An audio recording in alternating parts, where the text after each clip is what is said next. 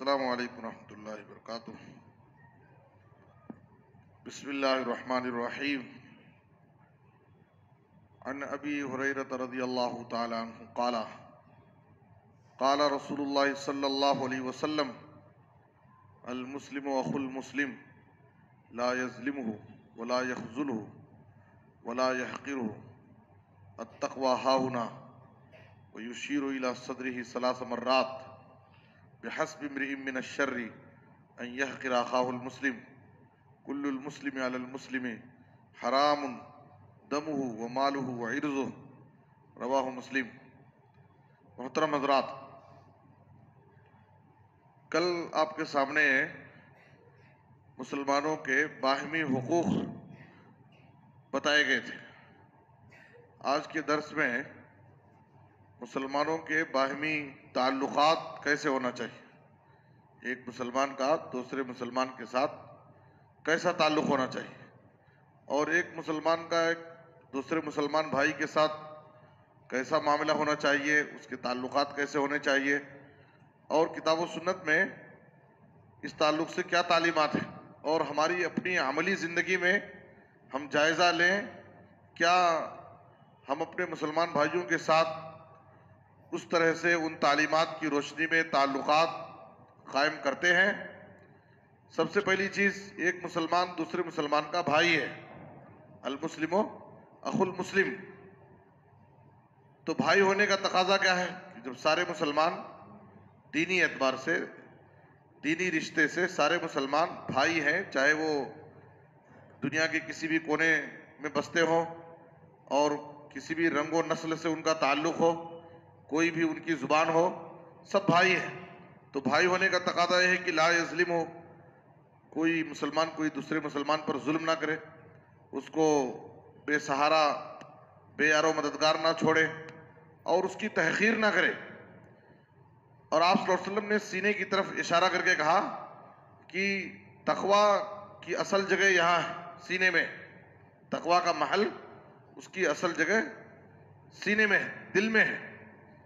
پھر آپ صلی اللہ علیہ وسلم نے کہا کہ ایک انسان کے برا ہونے کے لیے یہ بات کافی ہے کہ وہ دوسرے کی تحقیر کرے، دوسرے کو حقیر سمجھے، اپنے آپ کو برتر و بہتر افضل سمجھتا ہے اور دوسرے کو حقیر اور معمولی سمجھتا ہے۔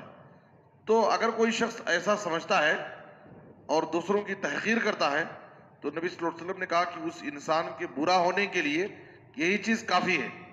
پھر آپ صلی اللہ علیہ وسلم نے کہا کہ ایک مسلمان پر دوسرے مسلمان کی جان، اس کا مال، اس کی عزت و آبرو حرام ہے، نہ ناحق اس کی جان لے سکتا ہے اور نہ ناحق اس کے مال کو چھین سکتا ہے اور اس کی عزت و آبرو پر حملہ نہیں کر سکتا ہے۔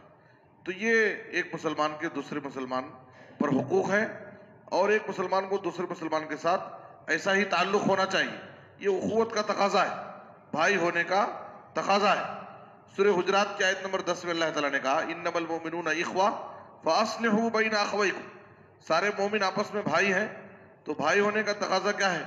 ایک ساتھ رہتے ہیں، ایک سماج میں اٹھتے بیٹھتے ہیں، ایک گلی محلے میں رہتے ہیں، کبھی آپس میں کچھ اختلاف ہو جائے، ناچاقی پیدا ہو جائے، کچھ رنجشیں ہو جائیں، تو یہ ہمیشہ کے لیے باقی نہیں رہنا چاہیے، بلکہ تم آپس میں ایک دوسرے کو ملانے کی کوشش کرو، ان کے درمیان صلح کرا دو، ان کے اختلافات، ان کی رنجشوں کو ختم کرا دو۔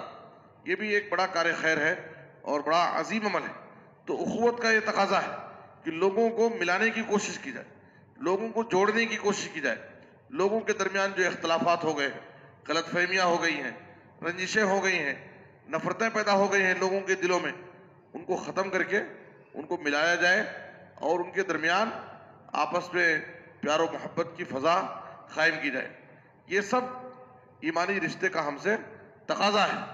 اسی طریقے سے قرآن میں اللہ تعالیٰ نے سورہ توبہ میں فرمایا والمؤمنون والمؤمنات بعضهم اولیاء بعض، مومن آپس میں، مرد حضرات اور مومنہ عورتیں آپس میں سب ایک دوسرے کے دوست ہیں، دوست کی طرح رہنا چاہیے۔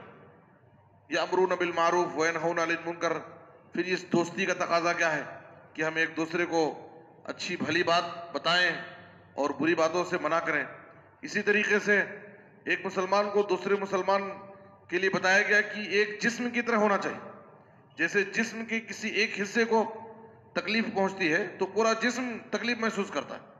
کانٹا پیر میں چھپتا ہے لیکن پورا جسم اس کی تکلیف کو محسوس کرتا ہے. تو ایک مسلمان کو دوسرے مسلمان کے ساتھ ایسا ہی ہونا چاہیے. مثل المؤمنین فی توادہم وتراحمہم وتعاطفہم مثل الجسد اذا اشتکا منہ عضو تداعی لہ سائر الجسد بالسہر والحمى. اسی طریقے سے بتایا گیا کہ ایک مسلمان کو دوسرے مسلمان کا معاون اور مددگار ہونا چاہیے.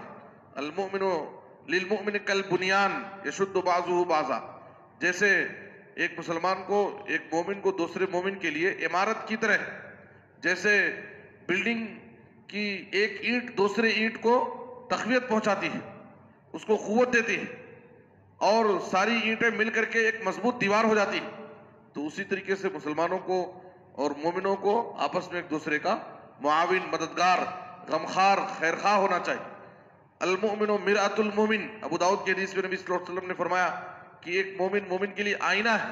اس کو آئینے کی طرح، آئینے کے بہت سارے معنی ہیں.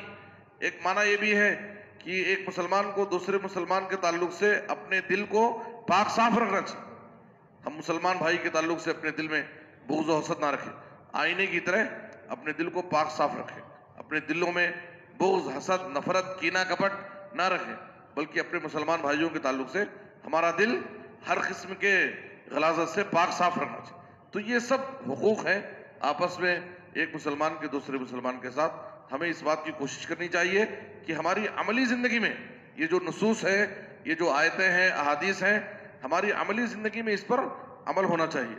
اللہ سے دعا ہے کہ اللہ تعالی ہمیں ایک دوسرے کے جو حقوق ہم پر عائد ہیں کتاب و سنت کی روشنی میں ان کے مطابق زندگی گزارنے کی توفیق عطا فرمائے، ان پر عمل کرنے کی توفیق دے.